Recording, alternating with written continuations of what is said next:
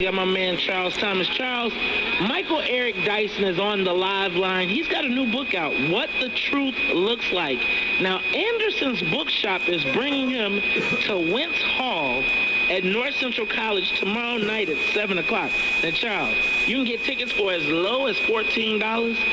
$37 gets you a book and 2 tickets. That's what I'm talking about. Hey, man, get an autographed version. We are talking to the one and only Michael Eric Dyson. And Charles, after talking to him, he had me confused. You had the ultimate question. Yeah, the ultimate question. I mean, what do we do come November? Are we going to do 95% Democrat again? I mean, we've seen where that's gotten us. So are we going to do that again? No, let's ask this question. We see what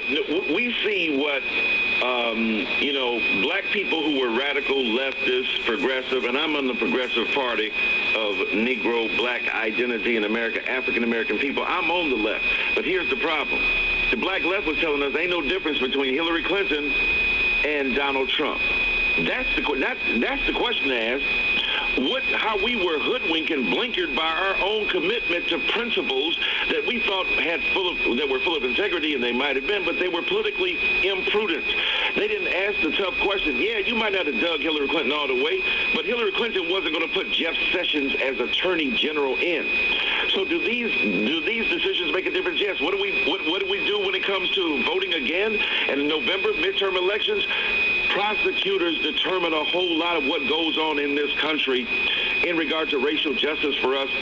Police people who are either held to account or not are determined by DAs and prosecutors.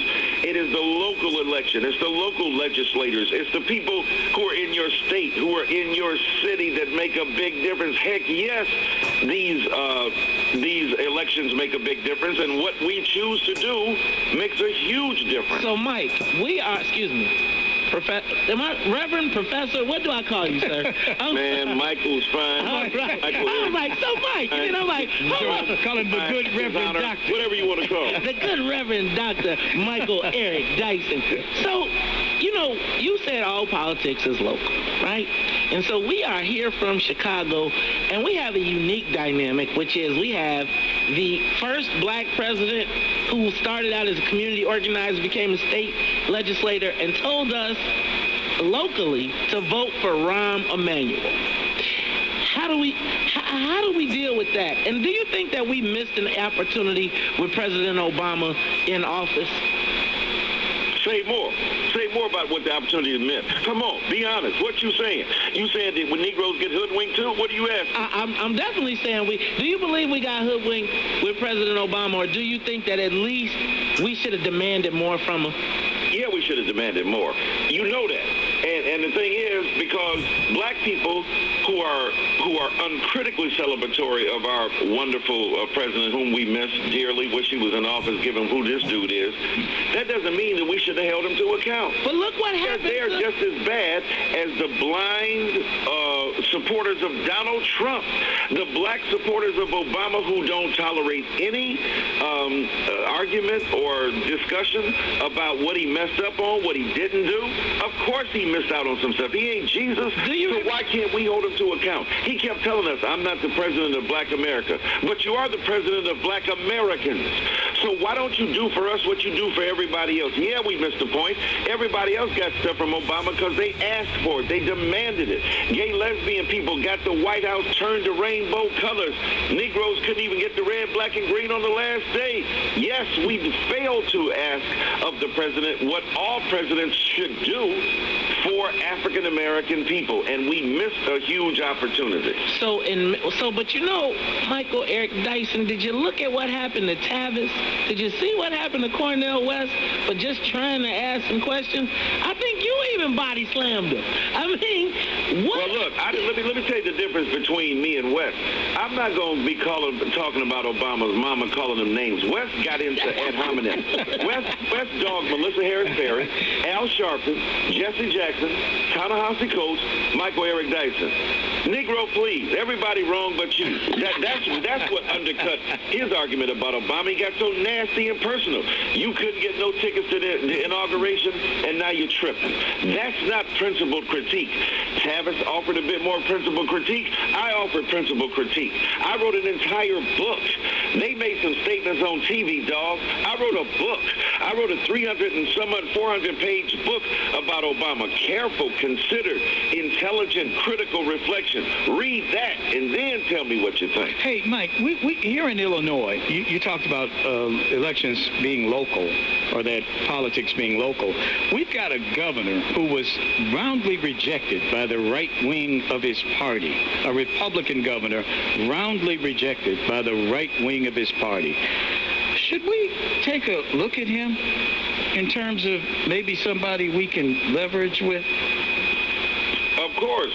You know, you can always leverage with people. Black people ain't purists when it comes to kind of politics. Well, we have been in Illinois. Well, but y'all ain't even been purists in Illinois. Oh. Y'all been trying to, look, defend your identity, defend your blackness, defend yourself against people who might ultimately give you a little on the table and then take away a lot underneath. Look at what happened, for instance, with that approach you're speaking about, with Kanye West going to meet with Donald Trump, or trying to support him, or saying that he likes this right-wing black woman, Candace Owens. The point is that what do you get in return? If you have a genuine interaction, if you have a genuine possibility of telling Donald Trump what you think and challenge him, then yes, that interaction is worth something. If the interaction is predicated upon a one-way street, and it's not a mutual interaction that is to the benefit of black people, then you playing tiddlywinks and you playing video games and you messing around. You ain't serious about the substance of politics, even on the local level. Reverend Dyson, let me ask you this one, because I know we got to wrap it up.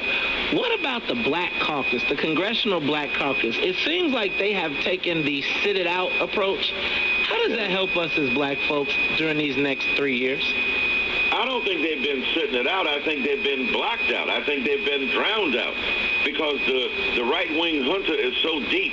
The Donald Trump wave is so powerful that it's washing out a whole bunch of stuff. But they're there doing their job, opposing the president, trying to represent their constituencies, trying to argue for their place in Congress, to tell the truth about who Donald Trump is. So if you look at Cedric Richmond, if you look at Maxine Waters, if you look at Joyce Beatty, all of them, right? If you look at what they're doing individually and what they're trying to leverage collectively, they're out there doing their thing. I got to stop you right there, because you got to tell people how they can come see you tomorrow and get some tickets and get a book. Talk to us. Yeah, well, come on out. What did you say, Wentz Hall? Tomorrow, I got you. Ladies and gentlemen. Wait a minute, Wentz Hall? It's Wentz Hall at North Central College. That's in Naperville, located at 171 East Chicago. Now, you can get tickets, $14 just to get in. But if you spend $37, I think you get 2 books. You might get a book, you might get some chicken wings, you get some lunch. Anything. Come on out and tell Negroes to come on out. Let's have a good old time. Hey, y'all, that is Michael Eric Dyson. You've seen him on every TV station, every news channel. He's got another book out.